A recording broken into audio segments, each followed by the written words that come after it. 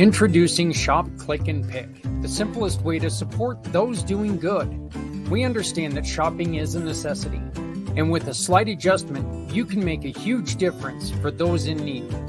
Here's how it works. Visit communitypayitforward.us and navigate to the Find Your Partners tab. Discover our verified giving partners, trusted allies ready to meet your needs. Shop with any partner that resonates with you. Click a picture of your receipt or invoice.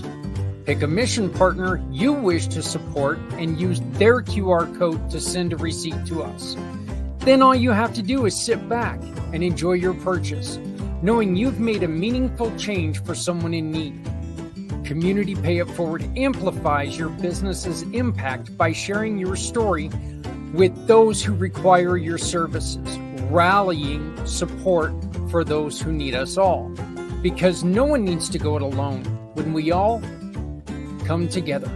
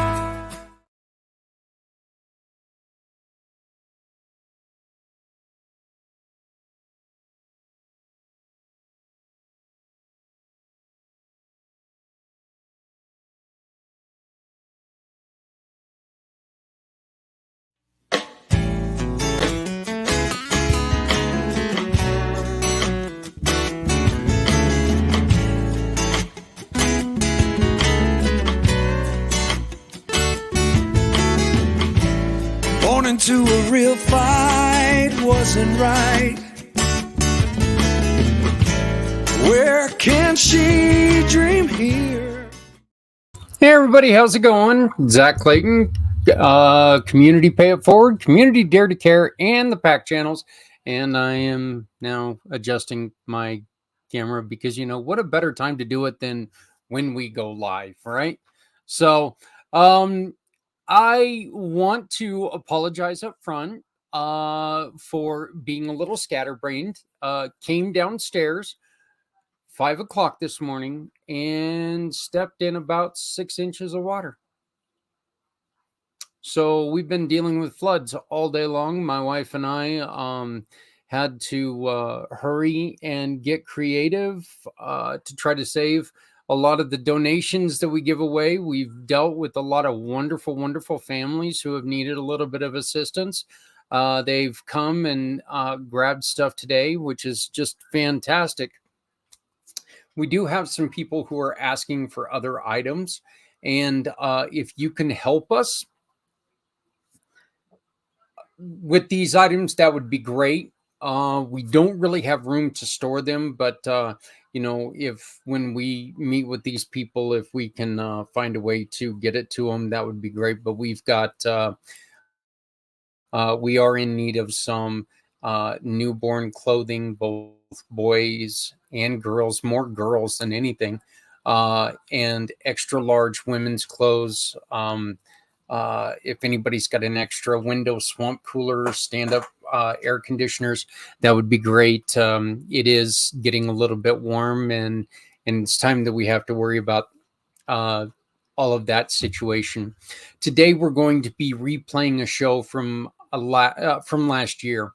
Really, really, really great friend of mine, one of my wonderful partners who's been with me for a long time, Mr. Steve Solis. And we're playing this right now because of the flooding and the hail and everything that is going on all over the country. And we invite any other roofers to consider calling us to find out how they can become part of the Community Pay It Forward family, because we need to get more people in your areas working because the weather everywhere is kind of going a little crazy. It's it's not been sane anywhere. But yeah, this morning, come downstairs, and first thing we saw, all of our yard work was demolished.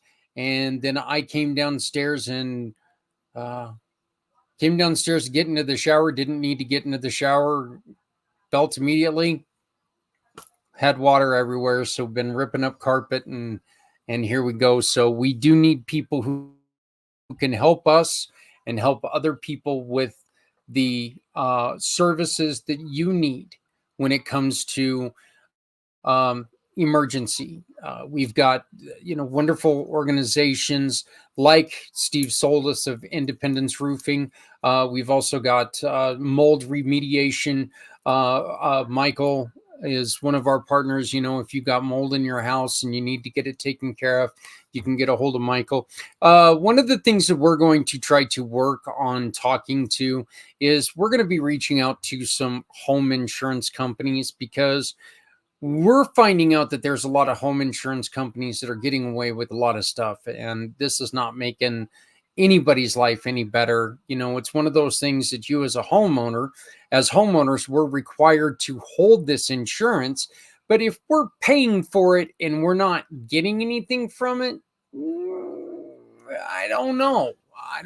So, we may be trying to find insurance companies that we can talk to and lead people to, who are going to actually help people.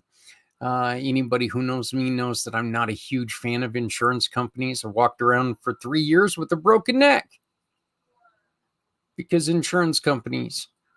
So, not my favorite people on earth. But we are going to be, like I was mentioning earlier, we are going to be playing a show from last year. And there is a theme with my ties that you will see. Because the second interview of the day is Santa. We're talking to Santa Claus.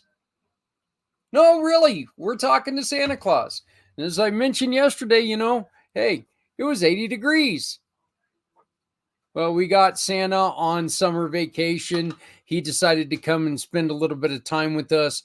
And, Santa's kind of decided to go on ahead and open up a summertime, let's just call it an 11-month a year job. He's got the one job for that December area. He's got that pretty well packed down. Now he wants to talk about you and your business and make sure that your business is Santa approved. What does that mean?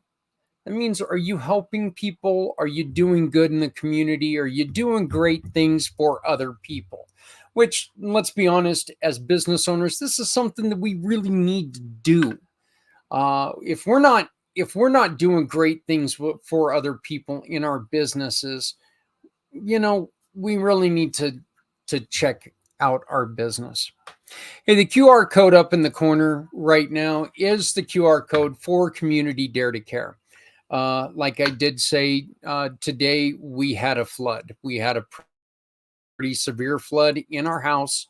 And we were at risk of losing a lot of donations. We had a lot of people who we contacted, and we gave away a ton of clothing. It was one of the things that we truly enjoy doing, is being able to be there to help out other people. If you can help support any type of a donation by using that QR code, it would be greatly appreciated. One of the things that you can do is you can use that QR code to shop with any of our partners, like Mr. Steve Solis, that we're going to be talking to in the first hour. You hire him, you take the invoice that he gives you, and you attach it to this QR code. That's all you got to do. Put your name. I guess you got to put your name and your email address on there, but your name, your email address, and you attach it to that the form that's going to pull up when you hit that QR code. And Steve gives us a portion of the sale. And hopefully your insurance company is going to cover your roof. So, you don't have a lot out of the pocket to pay for this. So Steve is also going to be talking about a lot of the things that some of these circus individuals, these fly-by-night companies, these ones who are going to set up tents everywhere and be door knocking, some of the things that they do. One of the stories I like to tell is that found out that my parents were told by an individual who was just walking by, knocking on doors, from going door to door, knocking on doors. And he said he could see from the ground where we had some damage up on our roof. The roof was only a couple months old, and so I immediately called Steve and asked Steve to jump up there and check it out. And Steve said, you know what, there's a little space where a little bit of the flashing is exposed, but it is absolutely nothing that you need to worry about and jump up there and do. It was somebody who just wanted to try to get a job, get the job done, and it of course was somebody from out of town. So Steve he is a partner. He has been with us for a long time. He's a great friend, and he's a person with high values and great integrity. Okay, just a great person. He's not going to jump up there and rip you off. His job is to make sure your home is protected. Again, I'd like to introduce you to my friend, and this is a video from last year, so please forgive the background, but my friend, my partner, Mr. Steve Solis. Very rare do I get a chance to talk to somebody who is as close to me as Steve is. This guy is one of my great friends. We got to meet pre-pandemic. There wasn't life pre-pandemic. I know it's kind of hard to remember. It's been a while, but Steve's been a great friend of mine. Hell, the guy showed up at my wedding. So, and he only had like an hour and a half notice, something like that, because I'm so prepared on everything. We know this. So, but, I gave him all the time in the world to get here and said, where are you when you were late? Nah, didn't. But, but the thing is that he's a great guy. He's a great friend. He's done a lot for this company. He's done a lot for people out there. And I think the greatest thing I can say about Steve is he doesn't stop trying. Okay. If he's not going to, he's not going to climb up on your roof, take a look and say, well, you know what? I can get this job if I just kick this one shingle off. It's not like that with him. Steve has integrity. Steve stands behind his work and he stands behind his crews. And he is one hell of a balloon artist. Okay. I mean, this guy, he can do some things with balloons that, sculptors can't do with stone.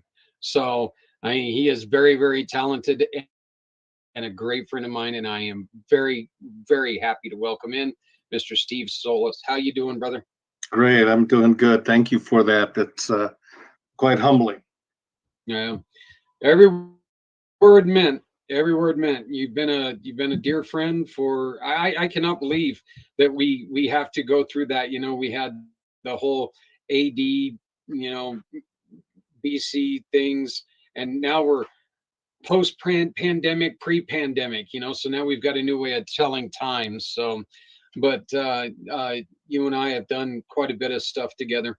Steve, how long have you been roofing? Oh man, more than 40 years. I actually originally was taught by my father back in the late 60s, and we mostly did framing for years, and then I came back to it full time in 1983 and been with it ever since. One of the reasons why I really wanted to reach out to you is because we have had hellacious winds, and the threat of snow here in the Greeley area. We haven't got hit other than a small dusting yesterday, but we haven't got hit with that. Geez, I think my dog just dropped a dinosaur or something. But dropped part of the house or something. I don't know what happened there. But anyway, you know, there's a we know right now in the United States there's just some terrible storms going through, and I thought this was a perfect time to talk to you. Heavy high winds are very, very damaging to roofs, are they not? Yeah, well, there's several things to be considered with it. Actually, it hasn't been an incredible amount of years before the International Residential Code required a certain wind rating for products that were out there. And what was considered standard back at that time was no longer allowed, because the manufacturers, they had testing and they had information from underwriters' laboratories that their product would do a certain amount, but it wasn't even listed on the packages yet. So the building departments, in order to make sure that people were getting products that were going to be based upon the USGS standard for wind ratings, and these products had to pass that.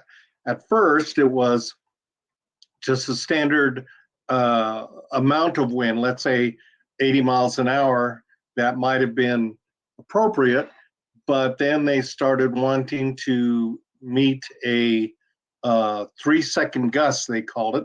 So you could have 100 miles an hour, 3-second gust, and that allowed standard 3-tab shingles to be installed.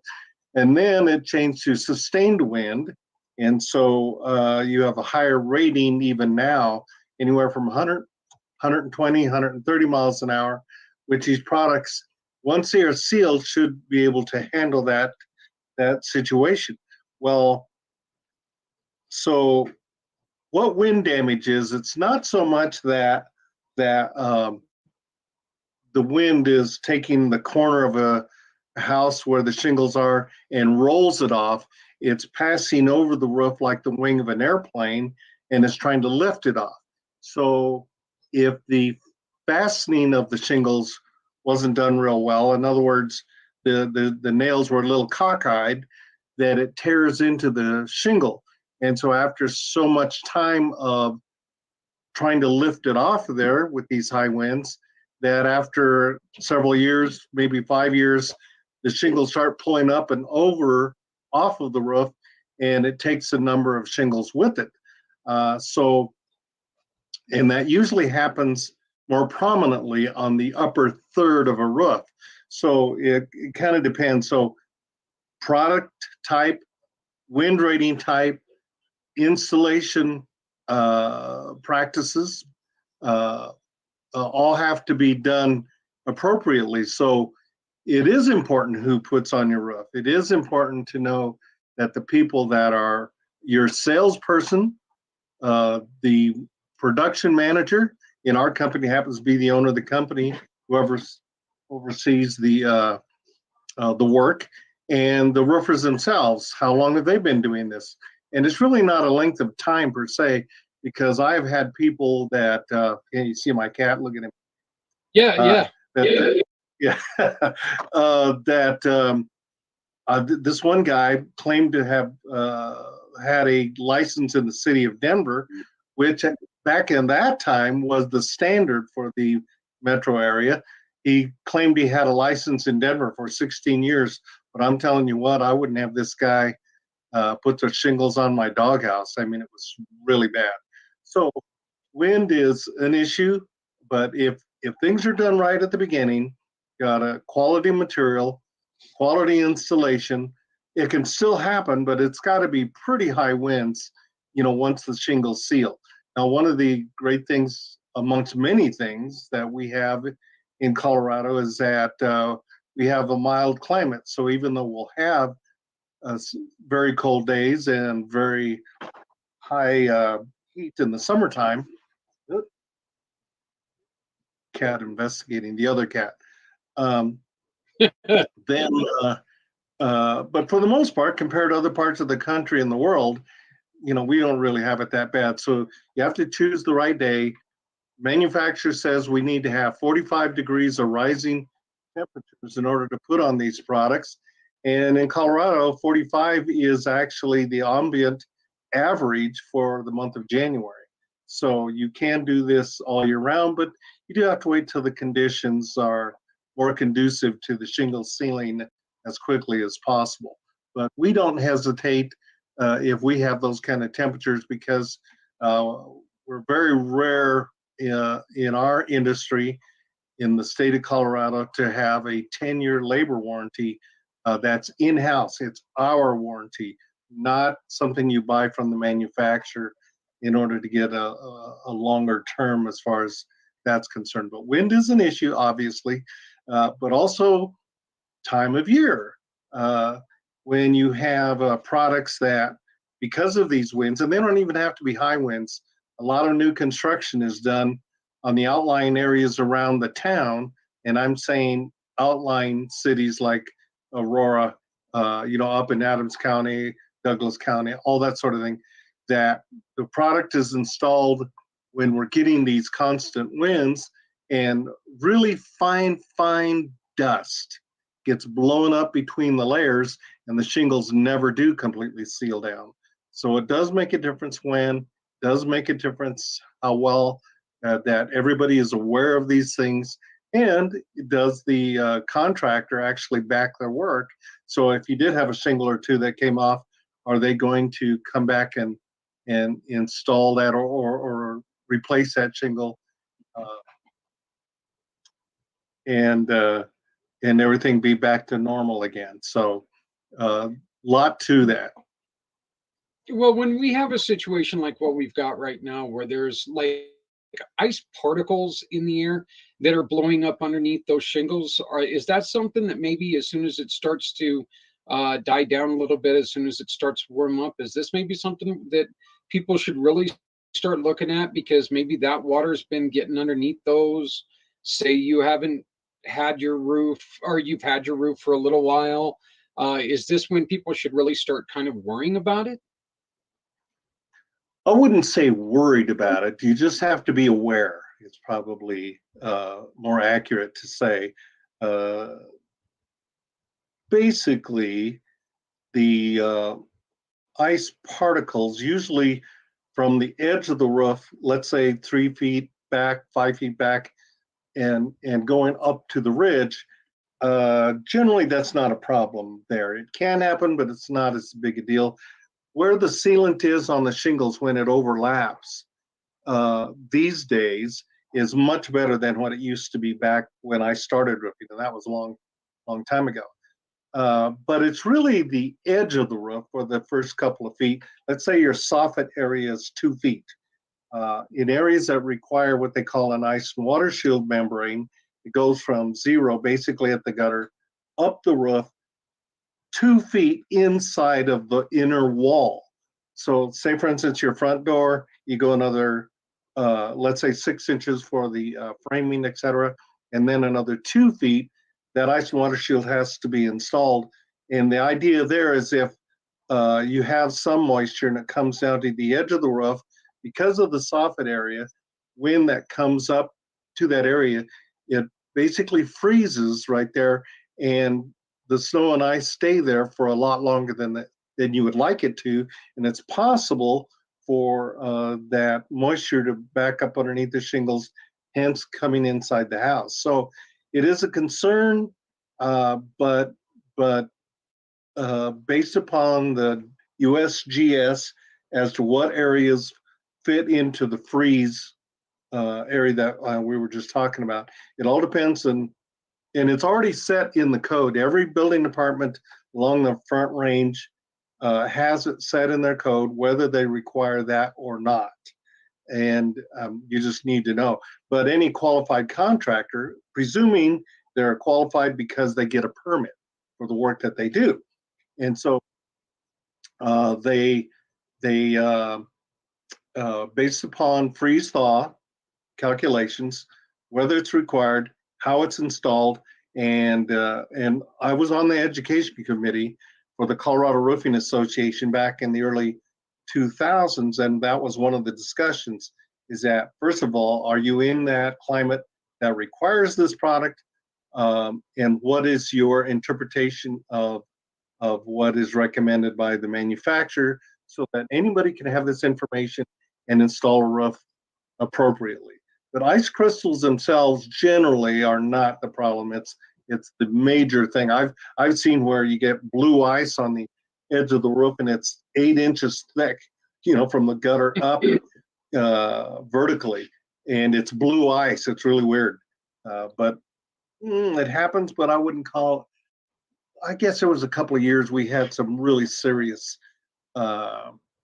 ice damming, and it happens on and off. But overall, you have conditions. So in other words, it doesn't get above 10 degrees for, let's say, 2 weeks or something like that. How often should you have somebody climb up on top of your roof and take a look? Well,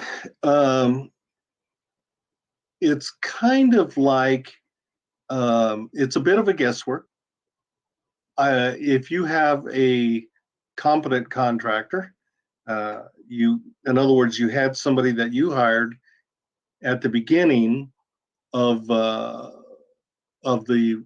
roof replacement, and they were well qualified, did a great job, passed inspection.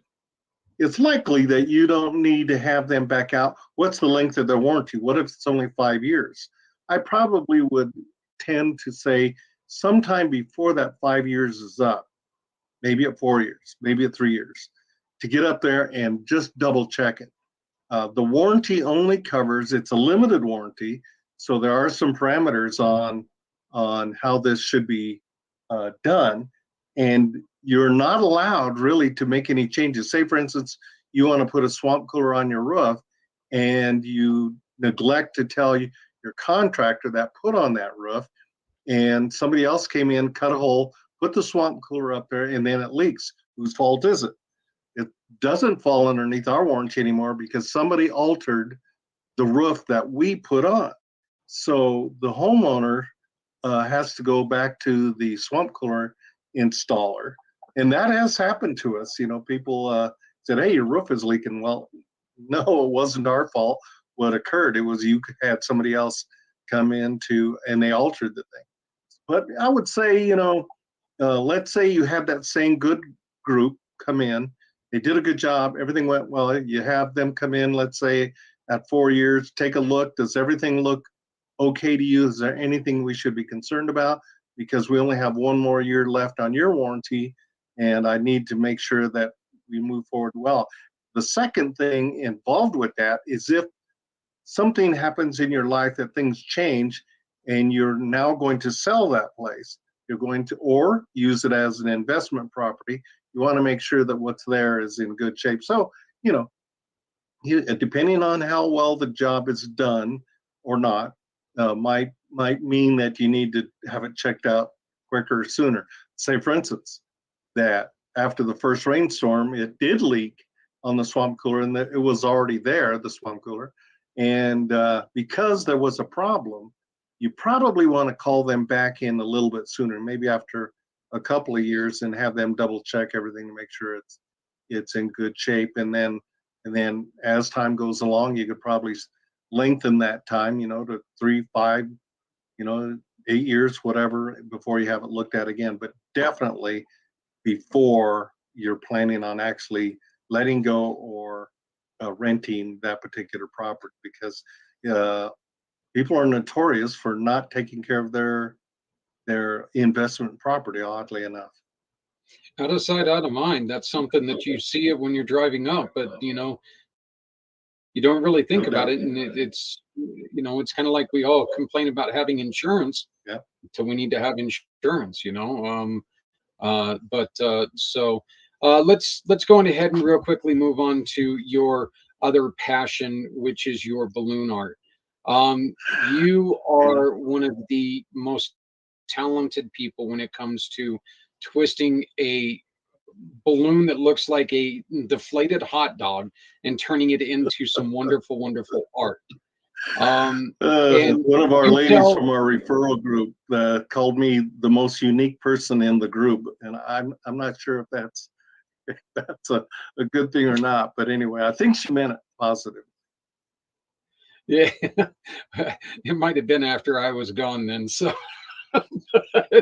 but you can see a lot of his work right on his personal Facebook page. So if you want to look him up, you can see some of him.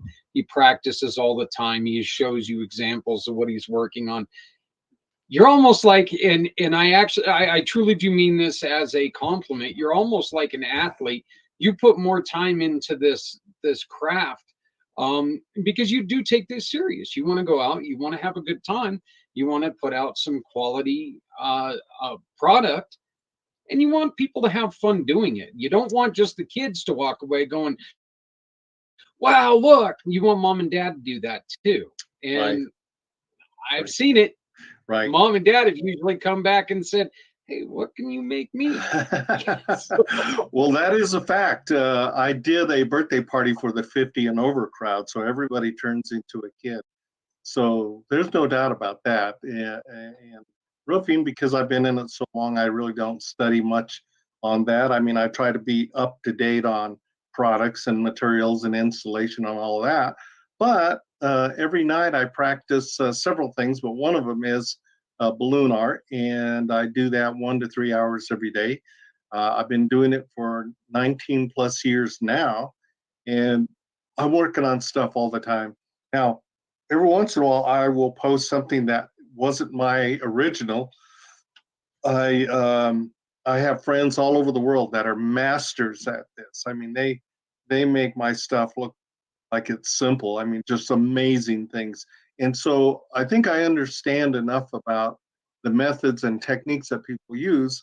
And if there's something that's there that I haven't tried, I'll go ahead and do that just to have it part of my repertoire. I don't even know how many things I do. I'm guessing over 200 variations, um, but I don't use them all when, let's say, I'm at a restaurant because I don't have time to do things that are longer than 2 or 3 minutes. So you've seen my unicorn hat, and that takes 8 minutes, 7 balloons, and 2 LED lights I put into the eyeballs, and it's very popular. I should have put Which one is together just, for you. I mean, it's just honestly one of the cutest damn things you'll ever see. Seeing these little kids running around with these little lights that are bobbling on the side of their head, know, and it's a real quick, please tell us, and I love this story. Please tell us the story about when you went down and the little old ladies down in when you went on a mission. Oh man. Well, I knew a lady here in Denver. She's still doing this. She's about my age, and so she's been twisting balloons for, I don't know, 50 years, something like that. Anyway, she's super good and one of the most wonderful people I've ever met. And we had a booth at the roofing company at the Garden and Home Show, and I was walking through, and she was hired by a window installer to twist balloons and draw a crowd. And I was really amazed at not only what she did, but how many young kids were in line to get a balloon, and of course the parents were there to look at the products, and she had like 20 kids waiting in line. It was phenomenal. So I said to her after watching for a while, I said, I've got to learn how to do this. And she says, well, I give lessons, but it's got to be in groups of 15 or 20. Well, where was I going to find 15 or 20 people that wanted to do this? And so I kept the idea in my back pocket. And then I went ahead and my church was going to send a group to Uruguay to replace the roof. Look at there. And they wanted somebody to do origami because we were going to make hats for the kids and balloon animals. And I said, hey, I've got a friend that will give us lessons if you don't mind. But they didn't want to take the time or pay the money. So she sent me down. I called her up, told her my dilemma. I have 2 weeks. What am I going to do? So went down to the place where she gets her supplies, picked up a book, a video, bag of balloons, and a pump, and just started practicing. In 2 weeks, I learned to do 17 characters, so I knew I was on my way.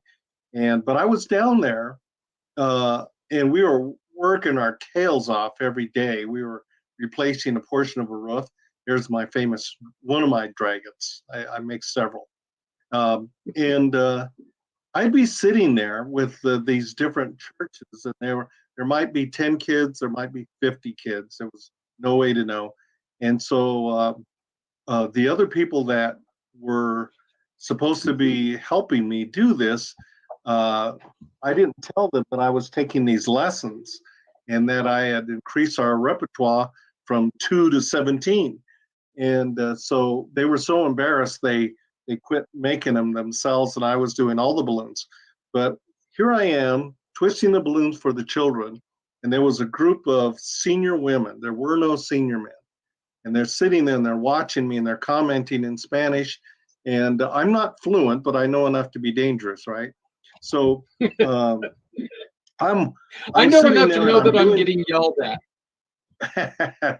So then this lady, these ladies were sitting there watching me.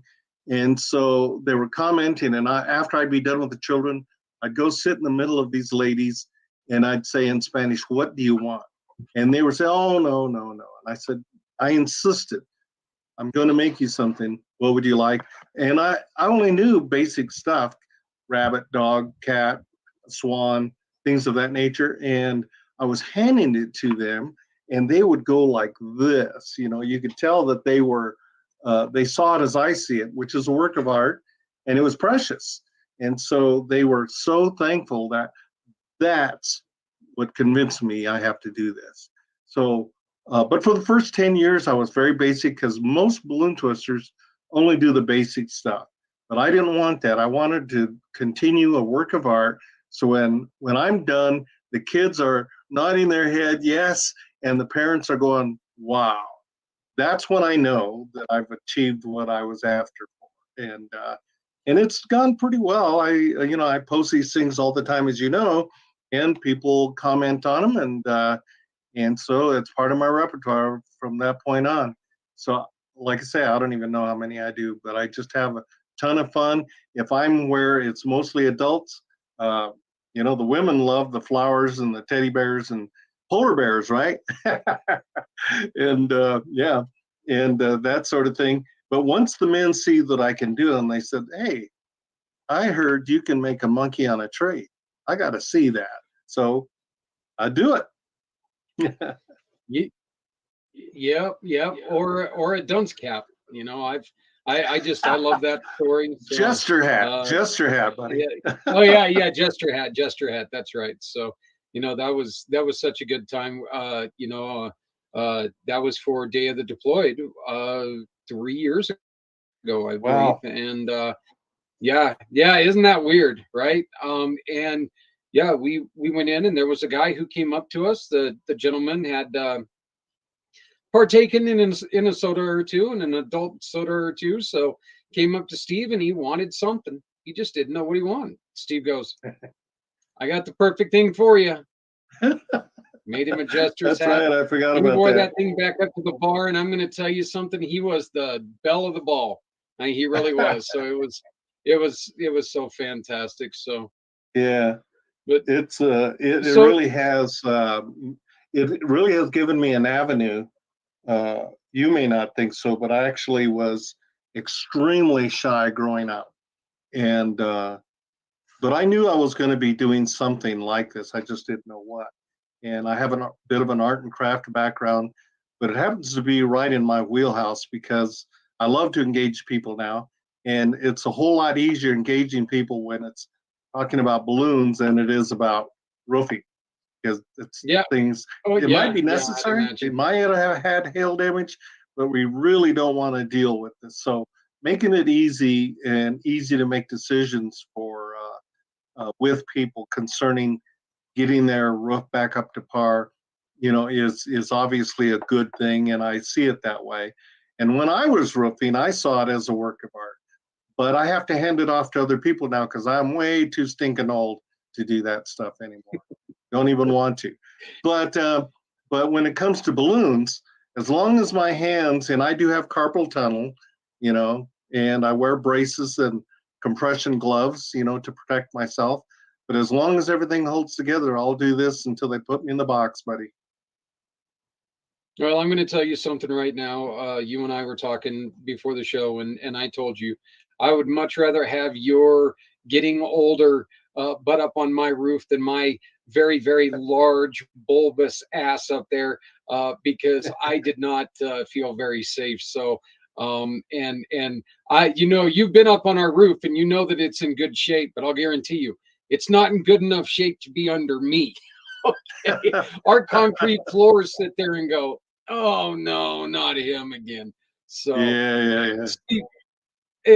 Steve, what is one thing that if somebody is noticing, say somebody's noticing uh, this one thing right now, they should give you a call because you need to get up there and make sure that there's not a problem.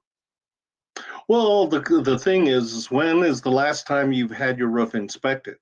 If it has been longer than a few years, it would be a good idea. There's no cost, but statistically speaking, 1 out of 5 houses has some sort of issue. So I take pictures, yeah, because a lot of homeowners like yourself, you're not going to get up on that 2-story, especially, or if it's a steep roof. That's what I do. I get up there and I look at things, and I look at things with a critical eye because I don't want them to have a problem. Because if I look at it, I own that roof from that point on. Because if I say everything looks great, and then in the next spring we're getting all kinds of leaking, that doesn't look too well on me. So I try to give it a real critical eye. I make recommendations. I'll make notes of when I was out there. If it's time to consider a new roof, let's say it's been more than 14 years or so, it's a good idea to have things checked out. Things can be brought up to date, maybe some caulking. I use that term loosely. It's actually roofing mastic, or maybe the flashing detail could have been done a little better. It's not uncommon at all to have just that one little leak, and it's a 10-year leak. Drip here, drip there, every time it snows or rains. And then all of a sudden your ceiling's falling in the upstairs bathroom. So it's a good idea just to have it checked out. When was the last time you've had it checked? Or maybe there was a question mark concerning the original installers. Yeah, they did my roof 5 years ago, but it failed inspection. They did come back and correct it, but that's kind of a red flag. So use your own judgment on that. And since it's free, let's get on every roof just to make sure we're not going to have any issues long term. It should be a 20-year situation. Should ever have to go back, sooner than that, unless it's a hail. And people really should watch out for the fly by night, the circus tent roofers. They're not from the area. They're not. Look, altitude's a thing. Everything that we live with every day, it's stuff that they're generally not used to. So how can you make sure? How can they guarantee that something's going to hold up if they don't know what to expect? Right. Well, thing is as I said, just because they've been roofing a long time, even in the Colorado, doesn't necessarily guarantee anything. So getting references, maybe, I used to provide with every one of my potential customers a folder with all the information, some brochures, and in there I have the contact information for, let's say, 30 homeowners, not necessarily in your area, but let's say 30 of the last roofs we did. You're welcome to call them, ask whatever questions you want. We don't give them any parameters. I said, homeowners are going to ask you lots of detailed questions. How long did the job take? Were you satisfied with the work? Have you had any problems with the roof? Did they get a permit for, lots of stuff that they can ask and find out what the situation is. And, but it's rare, really rare for anybody to use that list, to call anybody on that list to ask these questions. And you would think when we're talking about an average of $10,000 that people would take more care about that. But they rely on the statement of their brother-in-law or something like that. Well, these guys did our roof and they did a great job. So you won't have any problem with them. Well, that's not a good thing. Check with the Better Business Bureau. Check with their supplier. Do they pay their bills? Do they always get a permit for the work that they do? Call the building department. Are you familiar with these guys? Do they do good work? You know, lots of things you can do to find out and really dig into whether these people are good or not, whether they're local or not. Just because they're local doesn't guarantee that they're that good. Like I said, this guy claimed he had a Denver license for 16 years, but again, really, really bad. So it does make a difference. My advantage is personally is that I roof for many years, and so I've held the product, touched the product, sold the product, managed the product, all of that stuff. So am I an expert? I'm a professional for sure. Because of what I've done over the years. I've written articles for magazines here locally. I've been on TV 3 times to talk about ice damming and other situations on a roof. So I don't know everything, but I think I know enough to be able to help anybody with their roofing issues and concerns. Sometimes it's just a phone call, and then we can talk about it, because if it looks wrong, it probably is wrong. So a homeowner doesn't have to be an expert, but he said, I never did that before, so let's take a look at it and be sure that you're comforted when you go to bed at night. You don't have to worry about any of these things. I ended up calling you once. I ended up calling you at one point in time because somebody was walking through my parents' neighborhood. They looked up on my parents' roof, and they knocked on the door and said that they saw a problem. They got up on the roof and they said that there was a problem. I called you because I know you, I trust you, obviously. You crawled up there and you were like, no. You said that there was a place that it could have been done better, but there was absolutely nothing that needed immediate attention. Right. That to me is something that, that first off, you're the guy, you're you're the one I'm going to call because of this right here. You're part of the program. So you're willing to not only put things, your reputation online, you're willing to put your efforts behind helping people at the same time, but you're true about it. You're not going to lie about it. We all need money, but you're not going to create a necessity. A situation. Yeah. Let me say, because I do a lot of inspections for realtors, how I look at it is, if my mother were buying or selling this property, what would I say? Because I need to be totally honest, because I'm held to a higher standard, having been formally on the education committee. But it amazes me. Now, again, I've been roofing for a long time and inspecting thousands of houses, and most of the time from the ground, hail large enough to do damage is only 1 inch in diameter. We often get 2 inch or more, but it only needs 1 inch, depending on the speed and the angle that is coming to the roof. So that being the case, it doesn't necessarily make really big divots into the roof, but enough to cause damage, because what hail damage is, it actually breaks the fabric of the shingle. So let's say we were talking about this here, and the upper part is where you see the granules, but on the underside is the fabric of the shingle itself. If you lift that up where a hail mark has been, there's supposed to be a fracture there for it to be counted in their numbers that they count in a 10 by 10 foot area. So, but almost nobody actually does that until they're trying to prove that it doesn't have enough damage up there to replace the roof. So if that's the case, and you have 1 inch hail in that area, from the ground, I can't tell, and I've been doing this for years.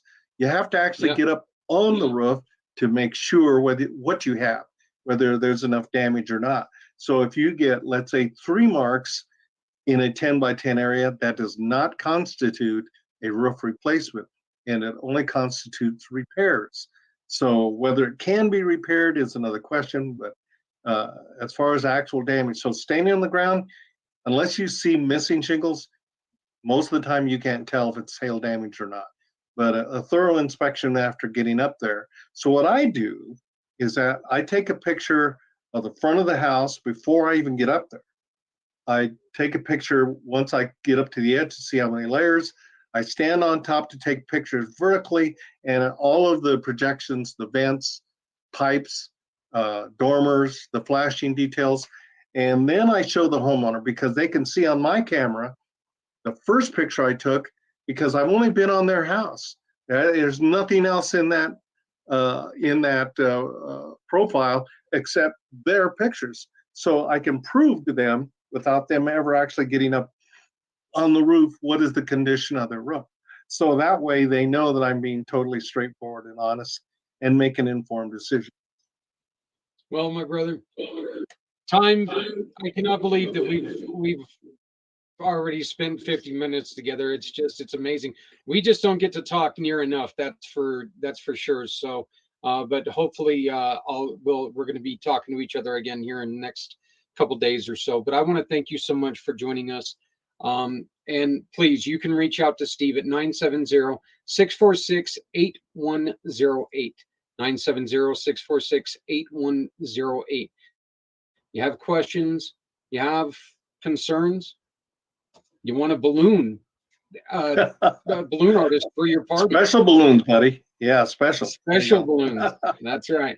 There you go. This is the guy to talk to. And every time you hire this gentleman, he gives us a referral, and 80% of that referral goes to somebody in the community who could really use your help. So Steve, thank you so much, my friend. Thank you. Always love talking, just never get to do it enough. So yeah, well, you and I both know 50 minutes is nothing. yeah, well, yeah, that's right. So right. You know, we've eaten pizza together for longer than 50 minutes. That's it. All right, brother. You have a good evening. You Say too. hello Thank to you, my sir. friend Mike Martinez. He's a great guy. Yeah, I will do that. All right. All right. Talk to you later. Steve.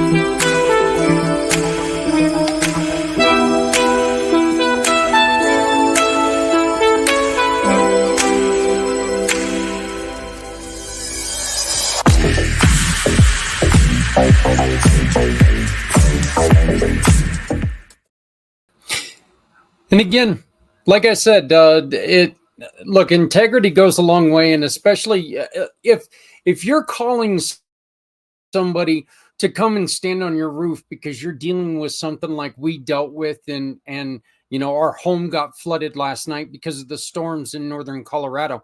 Of course, we were talking a lot about snow and everything. It wasn't snowing, it was hailing, and the hail was over. You know, it was big enough. Some were marble size, so that's not something that you know, we're gonna sit there and just poo-poo about, because it could have done a lot of damage. But I love the fact that he sat there and he told you that, you know, look, it doesn't cost you anything for me to get up there. And I'm just going to tell you right now, he's a great person to just even have a conversation with. Okay. And then you throw in the fact that if and only if you have damage that needs to be worked on and you hire Steve and Independence Roofing, he's going to give us a portion of what the insurance is going to pay him. And you get to tell us, through all the people who have asked us for help, you get to tell us where you want a portion of that money to go. Up to 90% of that money is going to go to somebody else in the community. And you get to choose out of all the people who have asked us for help. So he's honest. He's a wonderful, wonderful guy. Fantastic to talk to. Really good friend and a great partner. So you can get a hold of Steve. Once again, it's at 970-646-8108. 970-646-8108. Geez, I was watching that and I feel naked without my beard. It's odd. I really do. So I don't think I've been so excited about this, saying these words, since I was like 6. But it's time to talk to Santa. And I met this gentleman. I met him a while back, and we were in a networking thing, and we had a conversation. We had a little bit of a conversation just in networking, and then it ended up that we came back around and started discussing. I learned more about his program. He's learned more about mine, and now we're really starting to think about what we can do together. John has come up with this wonderful program to where, and you're going to see why this fits, but John's come up with this wonderful program to really give kudos to businesses who help people and help them give themselves a little bit of an extra boost. Okay. It's very unique. And again, it's cool to me because this is a guy who, he didn't particularly want to do this. It really wasn't his thing. You'll hear a little bit more about it. I am proud to introduce you to, come on, kids, say it with me. It's Santa. So it is currently 80 degrees outside, and June's just now starting, and look on the screen and you see Santa Claus. And I'm wearing a Christmas tie because Willie makes me feel like it's coming to Christmas. I'd like to introduce everybody to Santa. Papa John, how you doing? Ho, ho, ho, ho. I'm having a fantabulous day, ladies and gentlemen. And I hope you're having an awesome day too, because we like to share a little bit of Christmas spirit, or as Mrs. Claus says, Christmas, Santa's cause. Happiness, positivity, sharing, caring, and joyful. It was your wife who convinced you to do this. It sure was. When we met, she said, I didn't meet John. I met Santa. And I went, you're crazy. I said, I hate Christmas. And she said, nobody hates Christmas. And, the story goes, I'll tell you the short story of it. She hands me a handful of candy cane and says, next time you're walking through the store and you hear some kids squawking, you'll talk to them. Okay, typical male response. Here, little girl, do you want some candy? And I'm going to go to freaking jail. Giggle, giggle, laugh, laugh. She kicks me in the shin and she says, do it and let me know what the results are. Okay, so I'm walking through one of the big, box stores that we won't mention and give them some free publicity. And I hear some kids squawking and I'm going, well, I've got a big black winter coat on. I've got black pants on. I've got black tennis shoes on. There's no red and white. The only thing white is my white beard. And I went, oh, okay, here we go. If this is the opportune time. So I walked around the corner and I went, three little kids in the cart, and mom's looking for some clothes for them. Hey, are you supposed to be squawking back to mom like that? And that was it. I shut up. Well, they looked at me, they looked at mom, they looked at me, they looked at mom, they went, Santa, and their eyes went about the size of dinner plates, and they said, Santa, what are you doing here? They said, I hear some kids trying to get on the naughty list by squawking back to mom. No, no, Santa, no. I says, well, first of all, you better apologize to mom. Okay, we're sorry, Santa. I said, no, not to me. Mom has got you here because she's buying stuff for you. So you got to apologize to mom. So, okay, mom, we're sorry. I says, now, you never know when I'm going to walk around the corner. So you got to start behaving a little better. And of course, you got to ask mom if they can have a candy cane. And of course, she said yes. Now I said, I'm going to give you a candy cane as long as you promise to be nice and you listen to mom for the rest of the day and from now on. But Santa, no, I said, there is no buts. You got to behave and you got to be nice. So I hand him the candy cane and I says, now, if mom brings you shopping tomorrow, you never know. I might pop around the corner. Okay, Santa, we'll behave, we promise. He says, well, the good list is still in your category so far, as long as you behave. And I walked around the corner and I left it as that. And mom come following after me and she says, holy cow, Santa, I think you just made shopping enjoyable for the rest of the day. Santa has come to life, and Zach, I'm going to tell you, it has changed my world. It has changed my life. And it brings me so much happiness to share joy and happiness with people. You know, I'm gonna tell you this, and you were telling me that story, and I know that my wife and I are trying to figure out a way to get our grandkids here for the summertime. But John, I'm gonna tell you this: when they get here, you and I might be doing a couple Zoom calls so we can just sit there and act like we're doing business, and have the kids just accidentally make sure that they understand that Grandpa knows Santa Claus. So Yes, and you would maybe not that be can the help them first, behave a little bit. and you would not be the first person that to do that. I have sent pictures to my friends so that they have my picture on their phone. So when their kids act up, they can go, see, I know him personally. Do I need to call him? Okay, mom, okay, dad, grandpa, mom, whoever the person is. And it's amazing how attitudes suddenly change. Well, like I said, I think my wife is getting a good look at you, and she because I've been telling her for a week now that, you know what, I'm interviewing Santa next week, and she's like, no, you're not. No, and like I said, she was kind of looking at me like I had lost my mind, but I'm really doing it. I'm interviewing Santa Claus. We all know you've lost your mind. That was not even a question. Show your wife, bring your wife to the camera for a minute.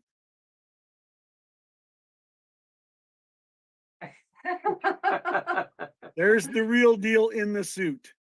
Oh my gosh, and it's green behind you.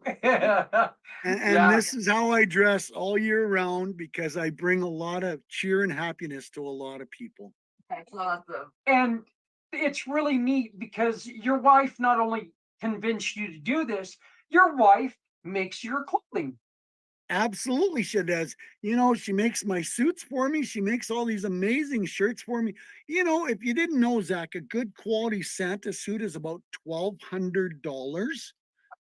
My belt is worth $700. Now, there again, you invest in yourself because the kids and the parents can see the fake stuff real quick. You know, I go to Santa school. I've got the background checks. I've got the insurance. I've got, I take this very seriously because it has affected the way I live all the time. You know, I did this Halloween last year. I'm dressed like this, handing out candy to kids. And of course, kids and parents are saying, why is Santa handing out candy at Halloween? I'm on vacation and I'm having fun.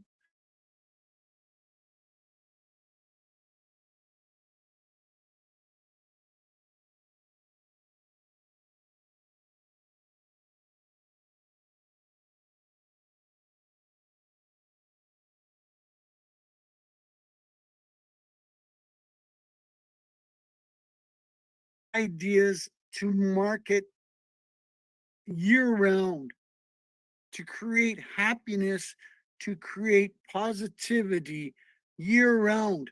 And that's the cool part is, like you just said, Santa is not just here and gone. Santa can be an influence year round, not only for kids, but for adults as well. And John, I think that that's where we can bring in what we were talking. Oh, by the way, so what you're telling me is that Santa Claus is like being a goaltender because the clothing is extremely expensive. I didn't get a chance to tell you this. My youngest son, he's a goaltender, so Oh, well, there you go. yeah. So Absolutely. I understand expensive clothing. Okay. Oh, yes. Yeah, yeah, I understand that one. Uh-huh. So uh, you and I were talking before we went live. There needs to be more Santa Claus and less anger. And I think that you and I, when we first started talking and we started talking about our drive for what we do, that's one of the reasons why you and I meshed like we did. We both see people who understand that, there's stuff out there that is not conducive for happy moods, but we can do something to where it doesn't ruin your life. You've got the Santa things going, we've got trying to help people. It's all about trying to lift spirits of people who are going through tough times. Well, I think, in the last 4 years, the world and the US have been put through a lot of mm, interesting conversations, choices that many people didn't want to do. So it brought down their attitude, it brought down their bank account, it brought down a lot of the positivity in their life, not only in their lifestyle, but in their life.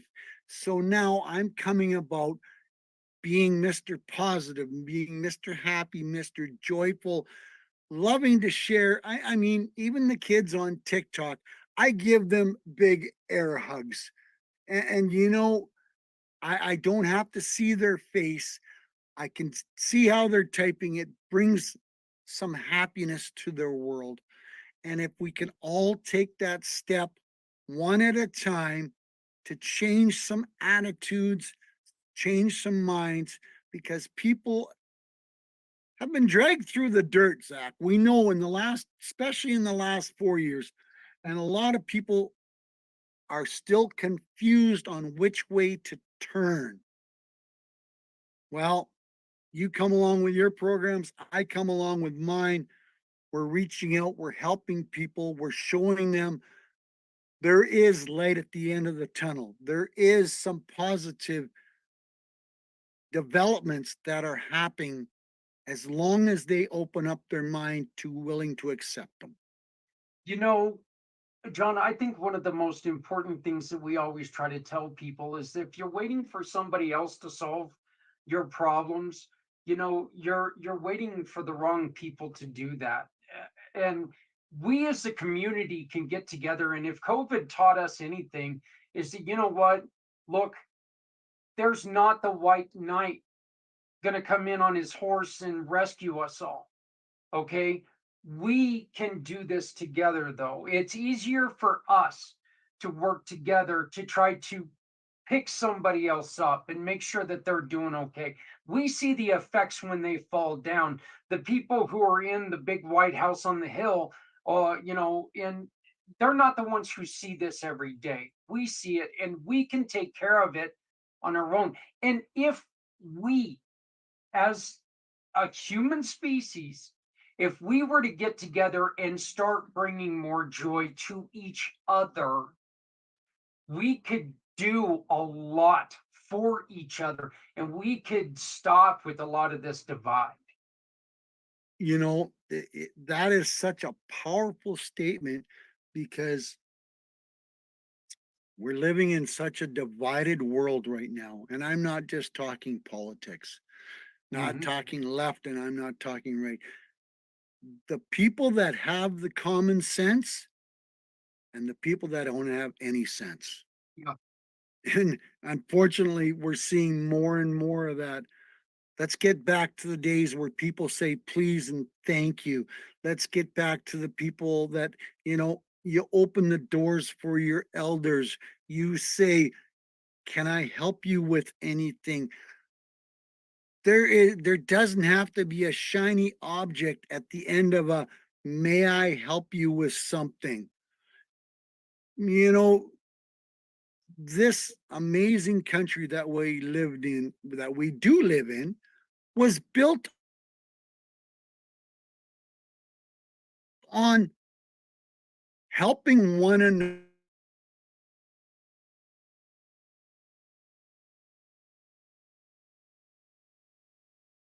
One person doing it by themselves.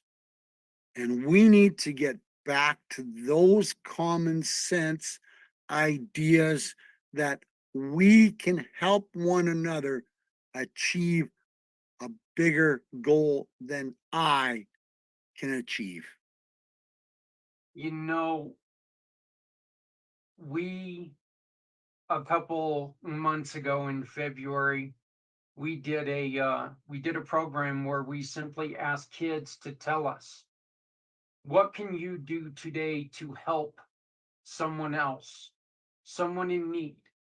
And I'm going to tell you something, John, it was eye-opening. And I was telling parents, because of this exercise, if you're struggling on how to help someone, ask your kids. Because these kids, and I'm not a religious man, and I don't claim to be, but one of the best answers we had was pray for everyone. It wasn't pray for a specific person. It was pray for everyone. Another child, help people, help pick up something that someone dropped. Hey, I'm a big old boy, okay? They built that ground down there a hell of a lot further than it used to be. I'm going to tell you something. When I drop something down there, I don't like having to go get it. So if I had a kid that would help me pick it up, you better believe I'm going to be a happy guy about it. Especially if it rolls under the table. Oh yeah, no, it becomes dog food then. So because I can't get it. So or you get the grabby tool or the cane. So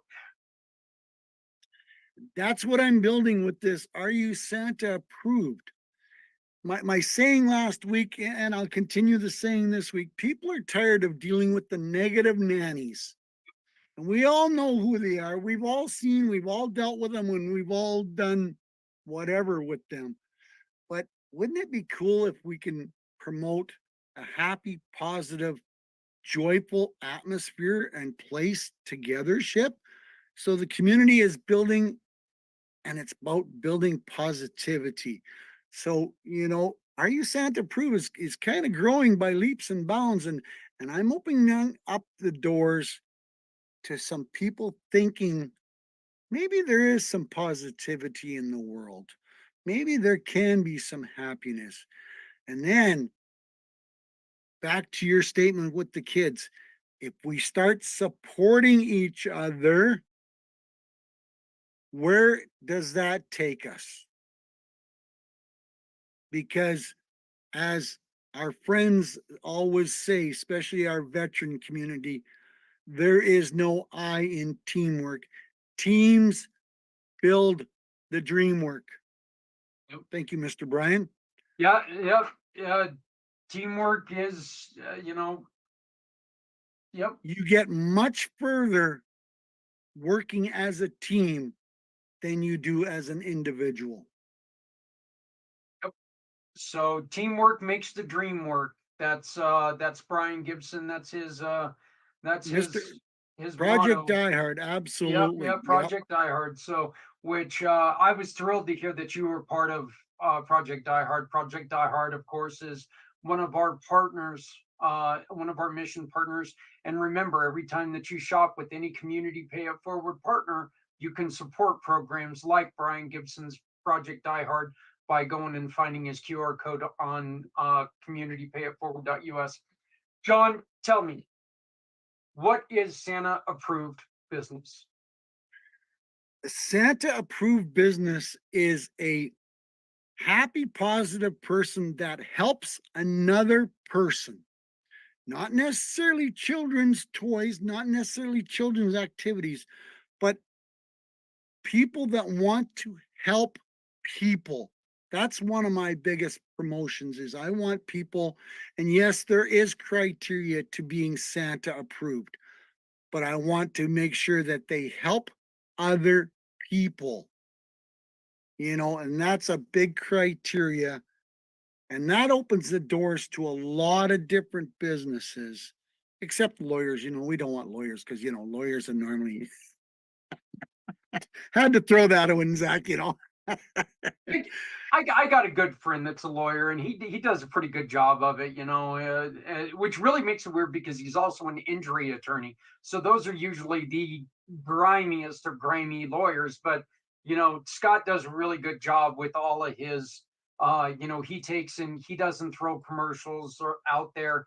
He lets his charity do his walking.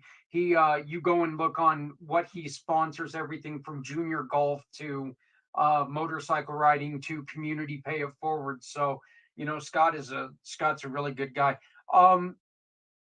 I want to touch on something that you said real quick, and then we'll continue.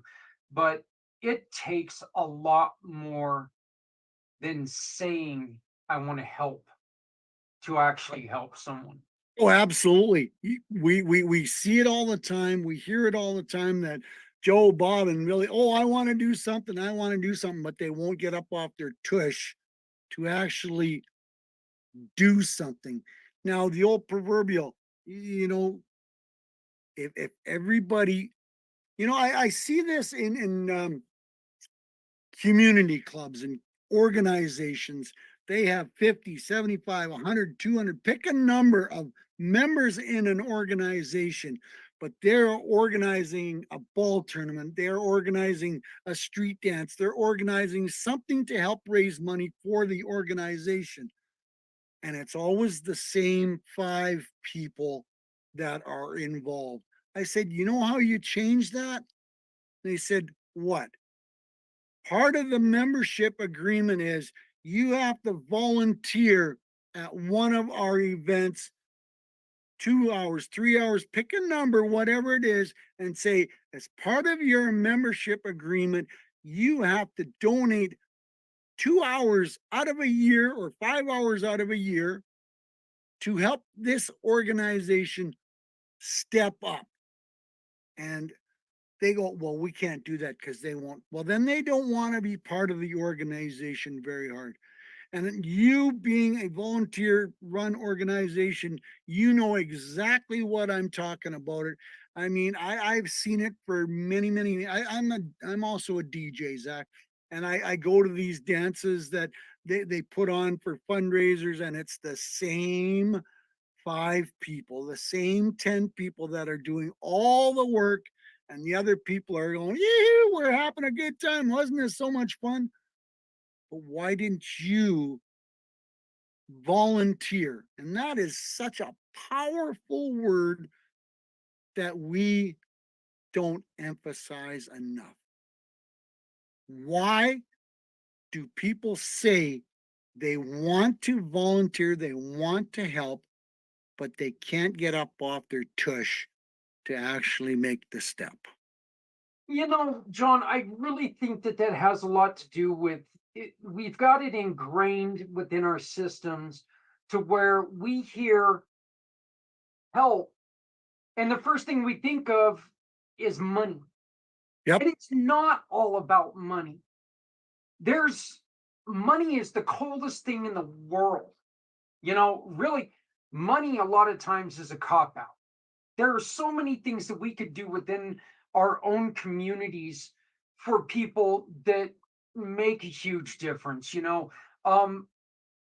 Carry a hoodie in your vehicle. And if you see somebody who's cold, or believe it or not, too hot, give them that hoodie to get away from the the elements, you know. Yep. I say it at the end of every show. If you make a little too much dinner, if Mrs. Claus makes a little too much dinner, throw it in the old hillbilly Tupperware and take it, zap it in the microwave, and take it to someone who is suffering from hunger. These are things that, yeah, it does cost a little bit of money, but it doesn't cost the money that you're thinking. It takes a little bit of ingenuity and thought.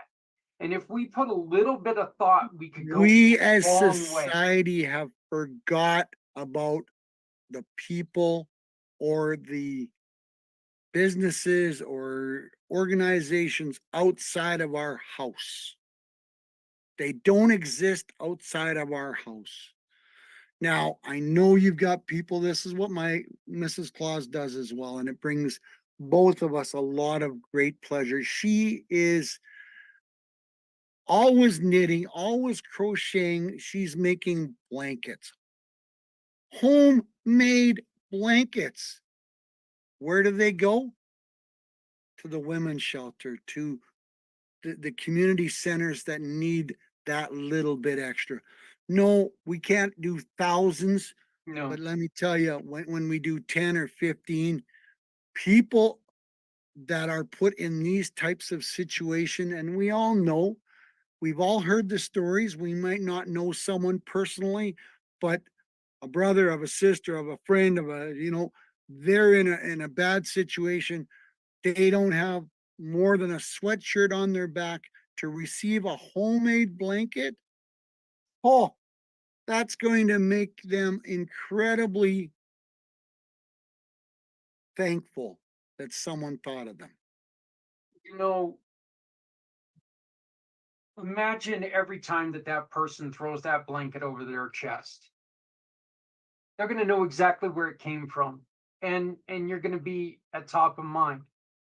And we all know that money rules the world. We all know that. Yep. But there's nothing in this world that is safer for everyone than comfort and making people comfortable. When I was telling you earlier on, I do a lot of stuff on TikTok, and I get a lot of the kids that are on the spectrum coming to visit, and they're there every day. Some of these kids just want a little bit of attention, and I give them a big air hug, Zach, and you can tell that is huge because for whatever reason, nobody gave them a hug today. How painful, how much does it cost in your wallet or your purse to give someone a hug and say you're going to be okay today? That is powerful, huge, Yeah, and and please get us clear here. We're not saying walk up to the cute girl at the store and hug her. It's not what no, we're saying here. no, Okay. no. But you know what? Smile at someone. Talk to someone. If you see a mom who's frazzled, make a lighthearted joke at your own expense. I do that all the time, John. I'll sit there and I'll be at a checkout and there'll be a kid raising stink with mom. And I wear a lot of red, and I used to have a pretty gray beard and stuff, but You I grew didn't up? I didn't have the Santa thing going. But what I can do is I'm sitting there and I'm doing my shopping. So I've got like donuts and fruit pies and candy and stuff like that going across and I'll reach over and mom will be sitting there ready to pull her hair out, and I'll reach over into the cooler and grab myself one of my diet Pepsis, and I'll look at her and I'll say, well, I got to watch my girlish figure. I have seen so many moms just kind of watch the stress just drain for a second because they're like, oh my God, this fat guy just said he's got to watch his girlish figure. His girlish figure is way gone. But it is so it's fun for me to do because I know that for a split second someone forgot that, wow, my kid's being a pain in the ass. Yep. Absolutely. And that we see it all the time. And I can elaborate on that. I had gone out to the car. Mrs. Claus was still in the store, and mom, actually, I think it was grandma and grandpa were looking after the little one, and he wanted something at the candy aisle. And grandma and grandpa said no.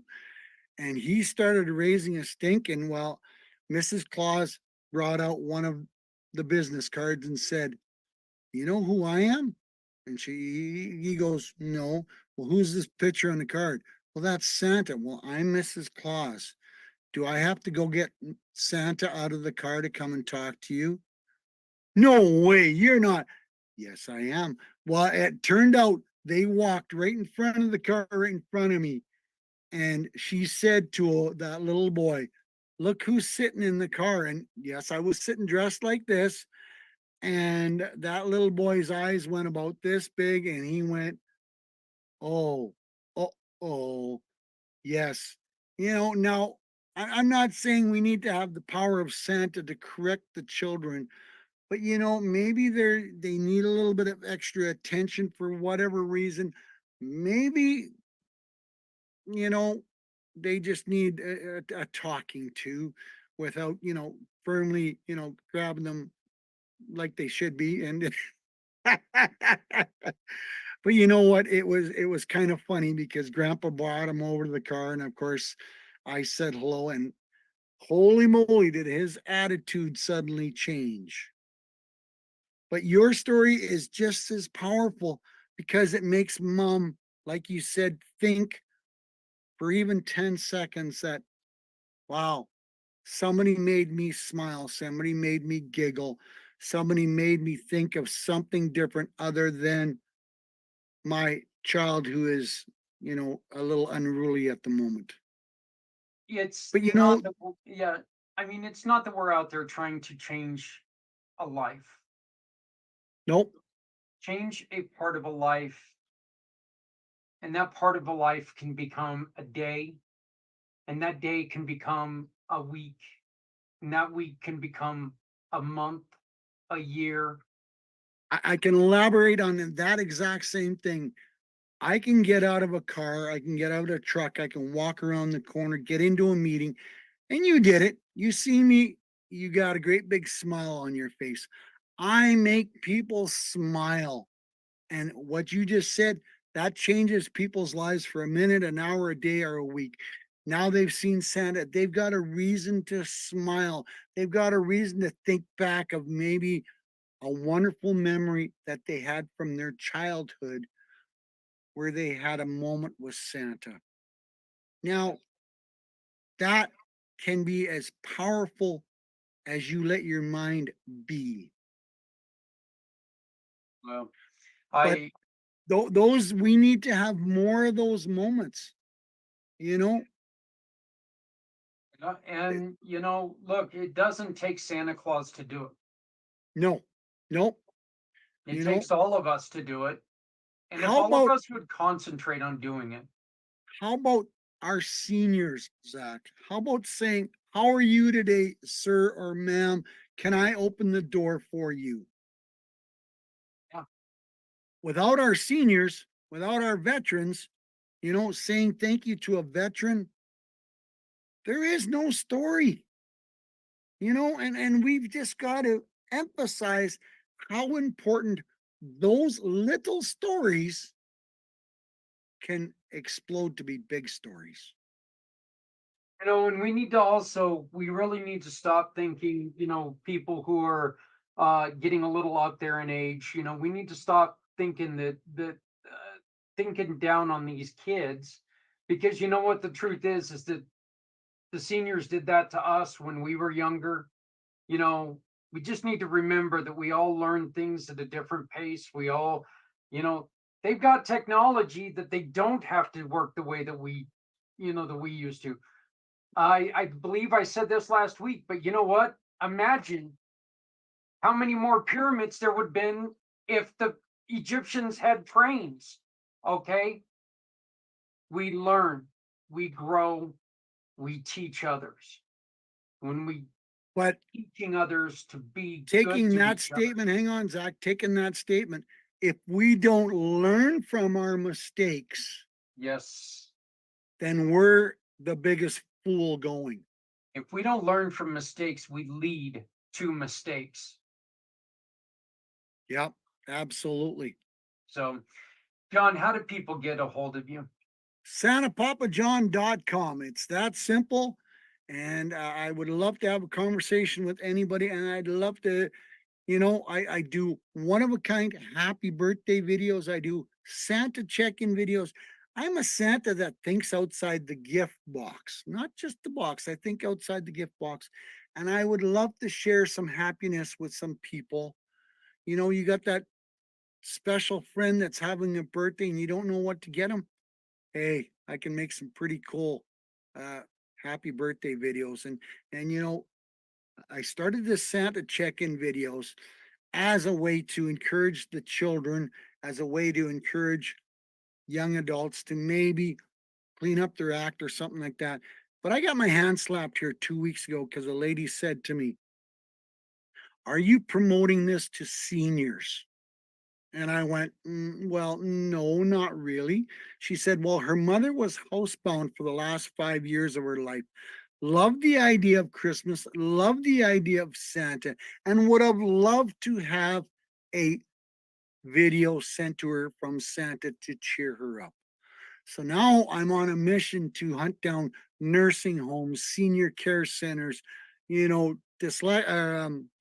and Alzheimer's patients, because Santa brings up happy childhood memories of their younger youth life. And we all know those are normally pretty happy moments. And we can make our seniors that are maybe not in the best of situations smile a little bit, think of a better time. They're going to be a lot better off. John, and I'm gonna have to remember to make this introduction, but there is a lady that we had on Footprints Forward a couple months back who runs a program called Senior Snuggles, and exactly what you do with giving the virtual hug, that's what she teaches seniors to do, is give themselves virtual hugs. Wow. Because you're right, we forget a lot of times that these seniors who have been with people their entire life are now alone a lot of times. Yes. Yep. Alone as far as it goes from people that they love and respect. Yeah, they have people coming in taking care of them, but you know what? If there's not the love and respect there, you're still alone. So yep. Just and unfortunately, that. we've all heard the stories of our seniors getting put into the nursing homes or the senior housing, and then they're forgotten about. Yep. Well, they still have birthdays. They still need a reason to smile. They still need a reason. As my wife says, she has the cats that enables her a reason to get out of bed so she can look after the critters, and then that starts the motion for the whole day. People sometimes need a reason to get out of bed. And it can be as simple as a video. It can be as simple as a hello. It can be as simple as, how is your day going today?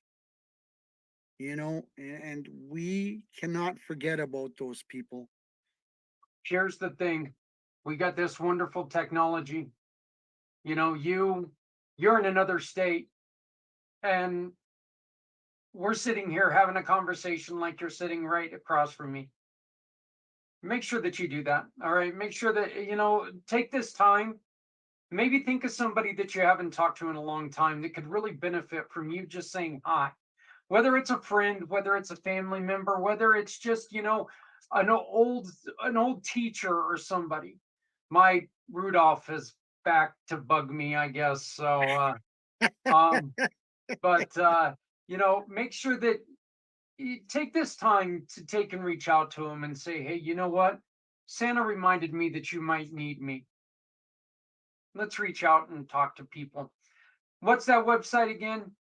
www.santapapajohn.com.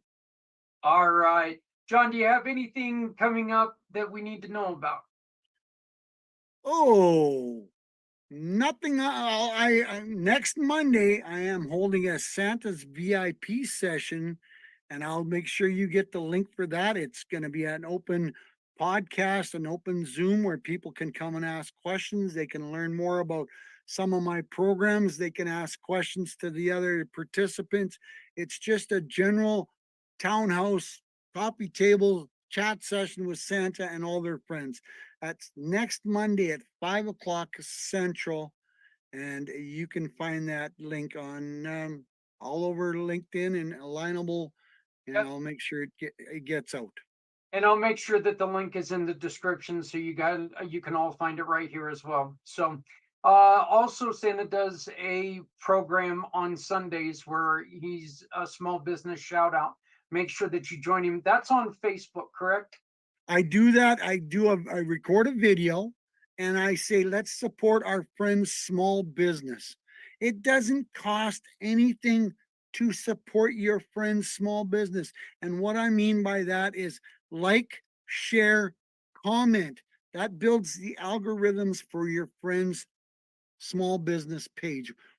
Pick a platform, whatever it is, but that's the biggest way we can support our friend's small business, and it doesn't cost a nickel, not even a shiny penny. But if we all did that, imagine if, oh, excuse me, imagine if we had 1,000 friends and Zach, all of a sudden, I said that statement, and tomorrow morning, Zach, you woke up to your platform having 1,000 new likes. What would that do to your reach? What would that do to your growth? What would that do to the algorithm to spread what you're doing? But it's that simple, folks.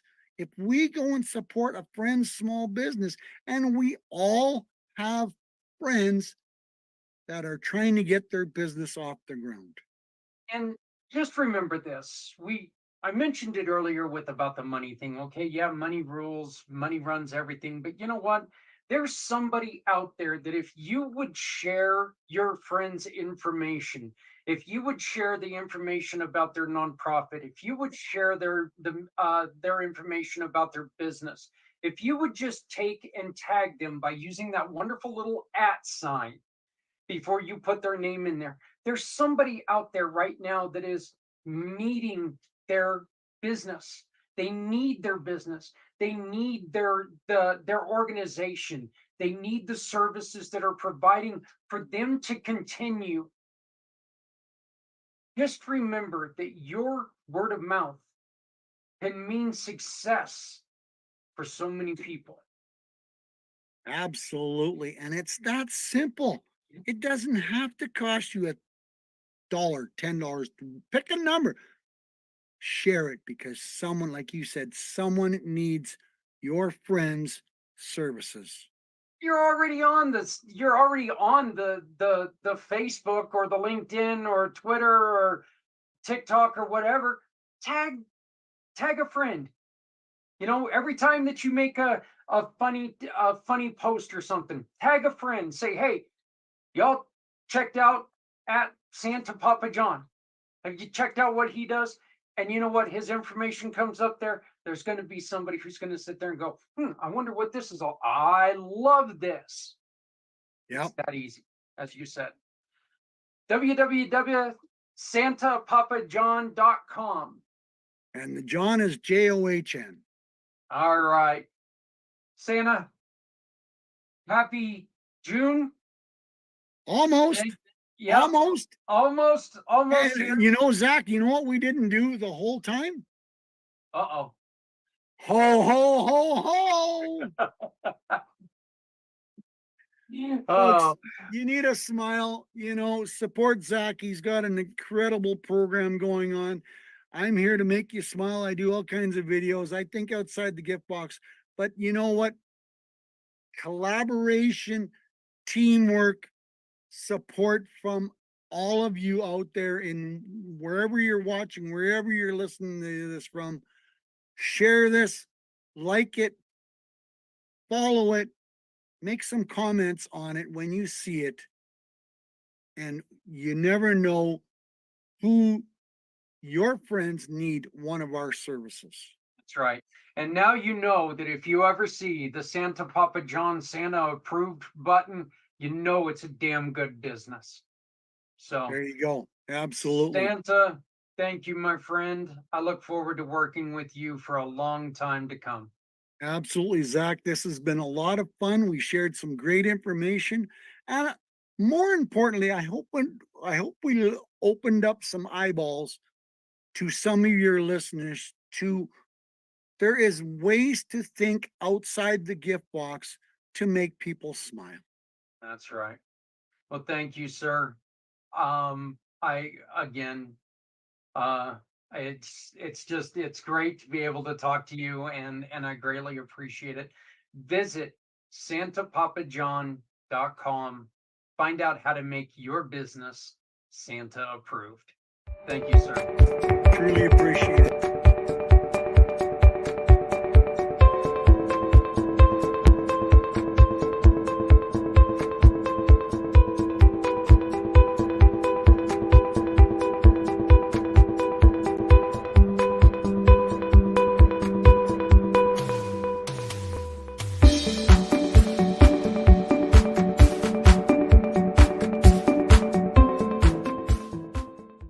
Looking to make a difference with your shopping? Visit communitypayitforward.us.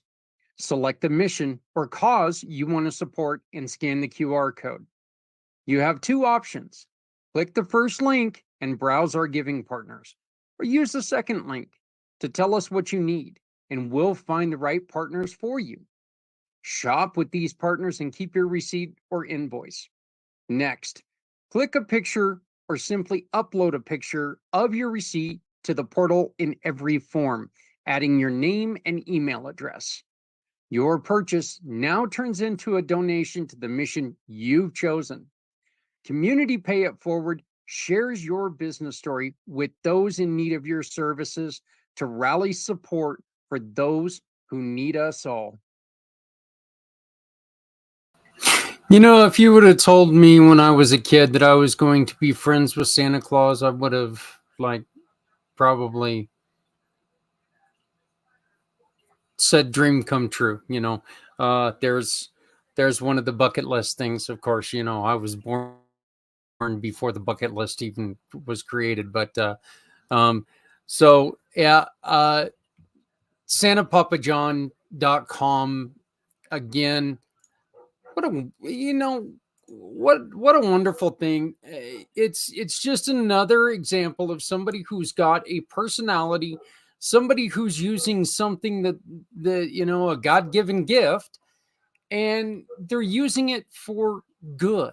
He's he's turned himself into Santa Claus, and very convincing Santa Claus at that. So I think it's great. He's a wonderful person to talk to. If you are in business and you want something that's going to make you stand out, call him. 218-820-8545. 218-820-8545. Or go to his website, santapapajohn.com. That's santapapajohn.com.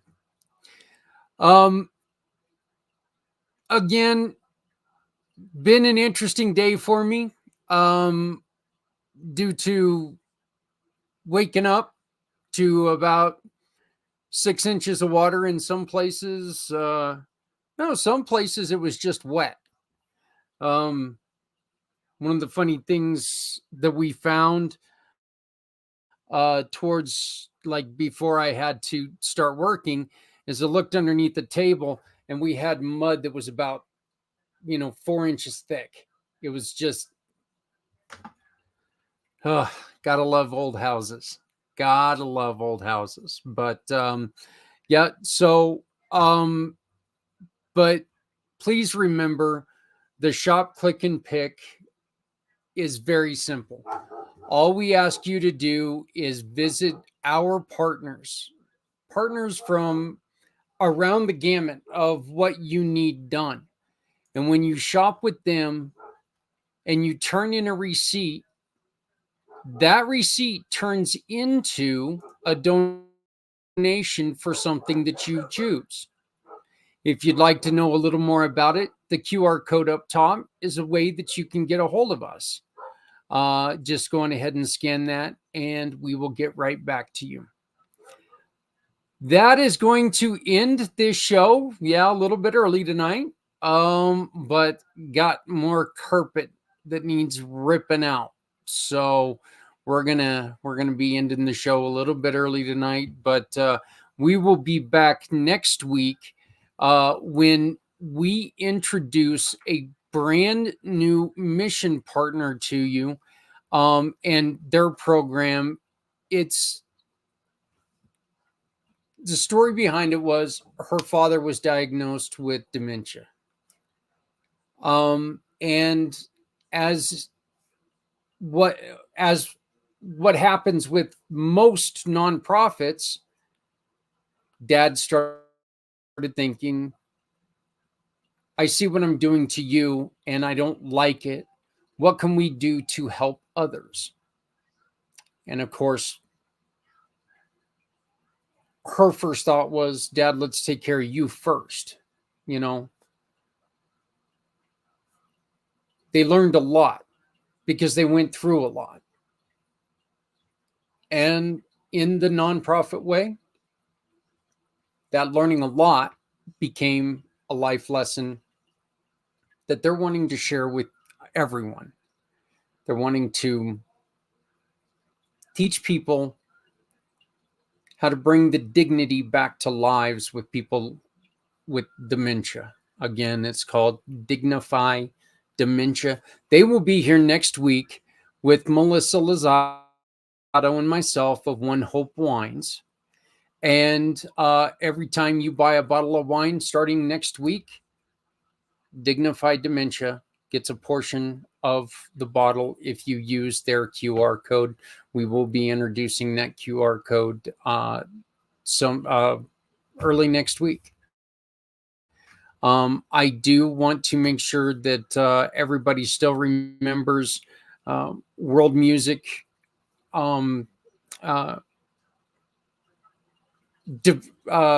development.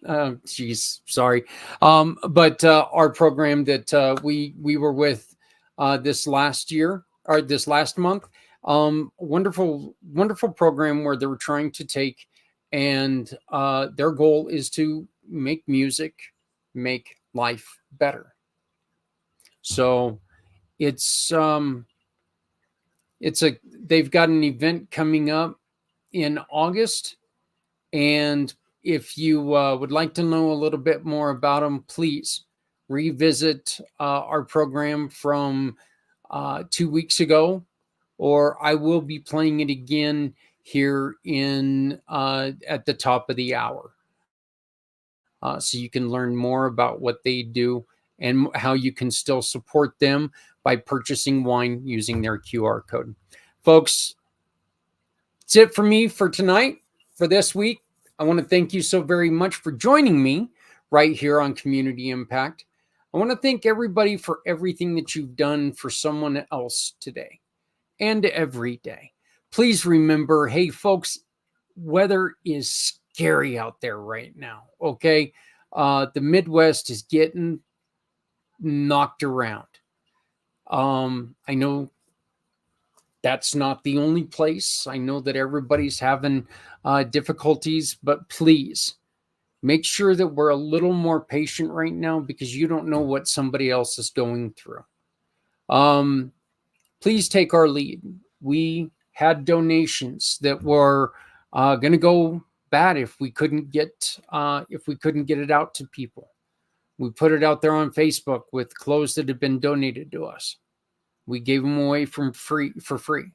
And I know for a fact we've got at least 10 families today who have a little bit of something because we had it and we just gave it away for free.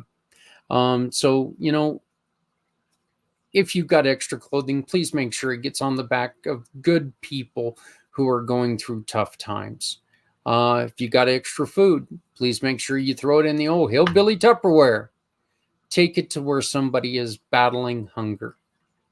It's a little step for you, but it's a giant help for someone else. And when they receive that, it's a bigger gift than you will ever know. Please remember to love somebody out here, because somebody out here loves you. Thank you very much. Remember, if you're not helping someone, you're hurting everyone. So no one has to go it alone when we all come together. Let's come together. Let's make this a better life. Let's make this a better place. And thank you very much. Take care of everyone, folks, because you know what? We're all we got. We'll see you next week. Thank you so very much. Show me the way. You wanna hold the heart. Sunset Boulevard. Bring me here, 'cause it's not quite clear to be a part of Sunset Boulevard.